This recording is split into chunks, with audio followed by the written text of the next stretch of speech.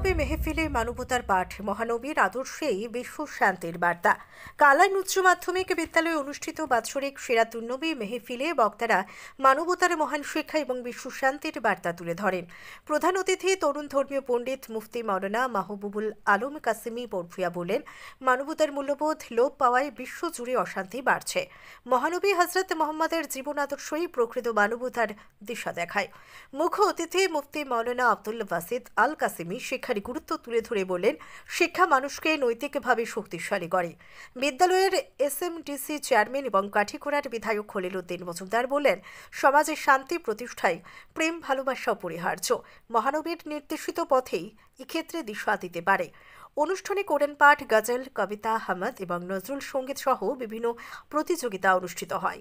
শিক্ষক রঞ্জিত দাস, নিজামুদ্দিন বরফুয়া, মাওলানা আব্দুল খালিক চৌধুরী মহানবীর শান্তির বাণী এবং জীবন আদর্শ নিয়ে আলোচনা করেন।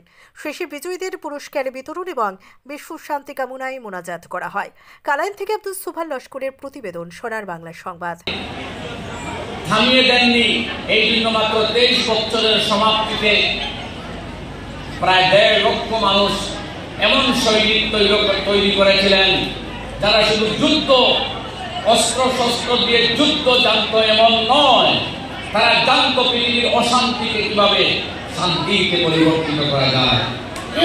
তারা জানত এই পৃথিবীর মজলুম, বিতাড়িত, নিষ্পেষিত, বঞ্চিত, লাঞ্ছিত মানব সমাজের উন্নতি সাধন কিভাবে করা যায়। তারা জানত সমাজের মায়ের জাতি, বোনের জাতি, নারীদেরকে কিভাবে অধিকার প্রদান করা যায়, তাদেরকে কিভাবে নিরাপদ জীবন যাপন করতে দেওয়া যায়, তাদের অধিকার যথাযথভাবে প্রতিষ্ঠিত করা যায়। তারা জানত এবং তারা প্রতিফলিত করেছিল। ওই বসে আছে, তাদের জীবনের চরিত্রে কোনো কালিমা নেই, কোনো দাগ নেই, কোনো পাপ নেই। এদেরকে কিভাবে উন্নত মানুষ হিসাবে তৈরি করা যায়। তারা জানত কিভাবে ন্যায় পৃথিবীতে প্রতিষ্ঠিত করা যায়।